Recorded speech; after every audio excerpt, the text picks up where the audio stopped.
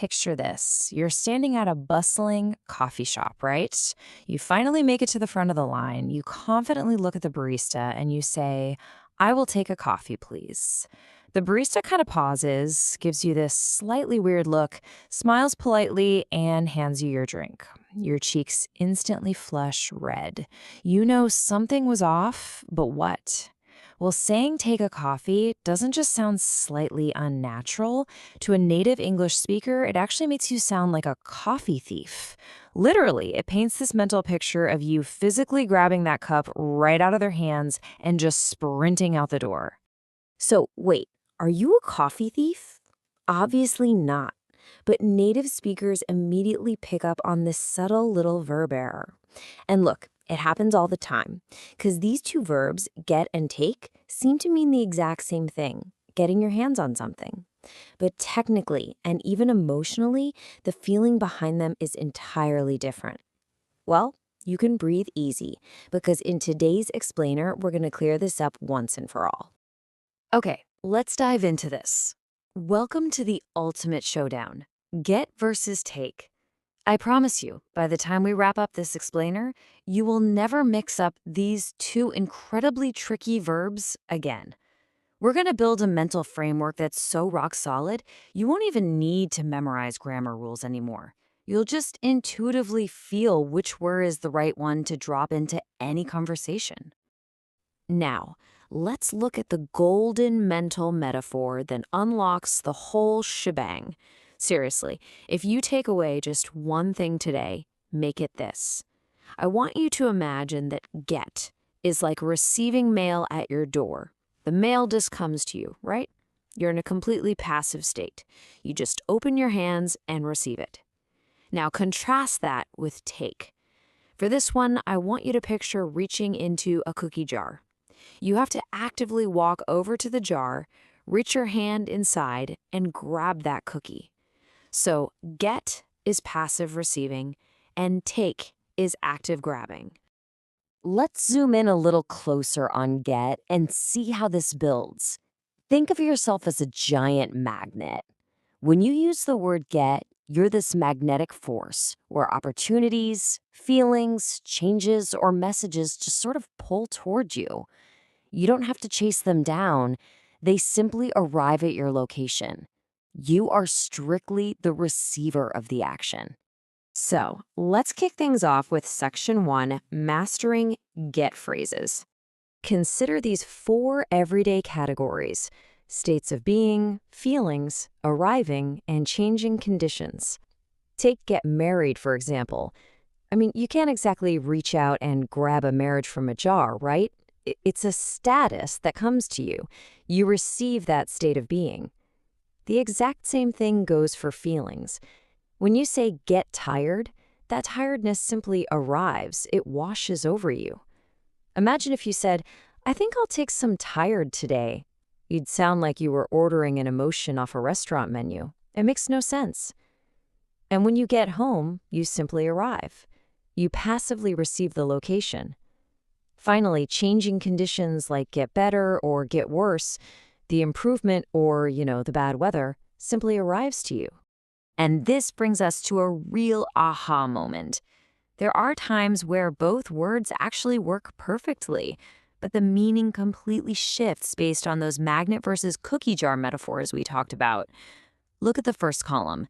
Get a job means the opportunity arrived. Someone offered it, and you happily received it. But take a job? That implies you actively accepted it. And usually it kind of hints that it wasn't your dream role. You just grabbed what was available. Now look at column 2. Get a message means it buzzed on your phone. You received it passively. But take a message, that means you actively grab a pen and write it down for someone else, like a receptionist taking a message.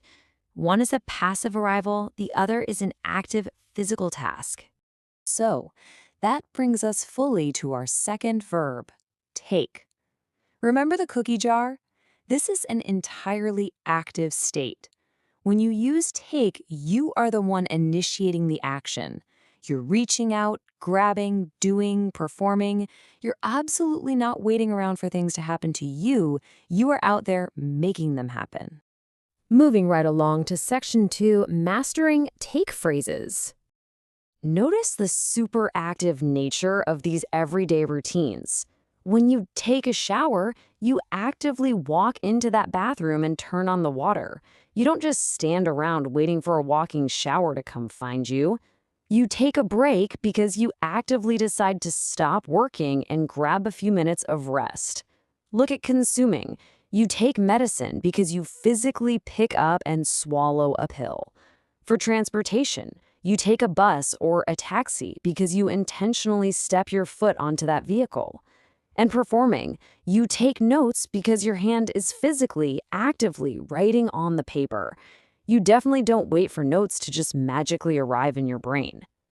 Now, I do have to point out a fascinating little cultural detour here.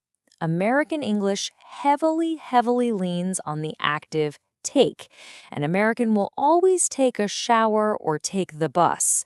But over in British English, it's actually really common to hear get a shower or catch the bus. But hey, don't let this derail you. The golden rule of thumb is, when in doubt, just use take for these active daily routines. You will be universally understood and totally grammatically correct, especially if you're leaning toward American English. So, the absolutely crucial point here is understanding your own intention, and honestly, nothing hits the nail on the head better than the word photo. If you ask a friend, did you take photos at the party? You're asking about the physical action. Did you reach out with your phone and physically click the button? But if you ask, did you get a good photo of the sunset? You're focusing entirely on the result. Did you successfully obtain the image? Take is the action of capturing it. Get is the passive result of having it in your possession. All right, Section 3. Test your new skills in a quick-fire round. Let's see what you've got. Let's evaluate this super common phrase. Imagine a client walks into your office and you say, "Please get a seat." Is that correct? Think back to our metaphors. Does a chair suddenly fly toward you like a magnet, or do you have to perform an action? And the correction is, please take a seat. You are actively choosing a chair and performing the physical action of sitting down. You go to the seat. The seat definitely does not come to you. Let's try another one that trips up so many people. He took home very late. Why does this feel so clunky? Let's apply our rule. Actually, scratch that. The correction is, he got home very late. Remember, arriving somewhere is a passive state. You receive the location. The only time you'd ever say take home is if you were physically carrying an object, like, oh, he took the leftover pizza home. But for your own personal arrival, you always use the passive got. Let's do one final empowering review to lock this in. On the left, we've got our get magnet phrases: getting a job offer, getting married, getting tired, getting home, getting better, getting a phone call, or even getting a joke. The understanding simply arrives in your brain. On the right, we have our active take cookie jar phrases: taking a shower, taking a break, taking a photo, taking your time, taking advice, taking medicine, taking the bus, or taking a test.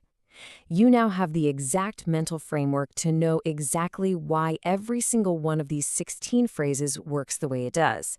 You literally never have to sound like a coffee thief ever again. I want to leave you with a quick thought as we wrap up this explainer. Think about your transportation, your daily routines, and your emotional states. Which one of these categories still trips you up the most in normal conversation? Identifying your weak spot is the absolute best first step to mastering it. Tomorrow, the very moment you grab your morning coffee or sit down at your desk, just ask yourself, did this come to me, or did I reach out and grab it? Thanks so much for learning with me today, and I'll see you in the next explainer.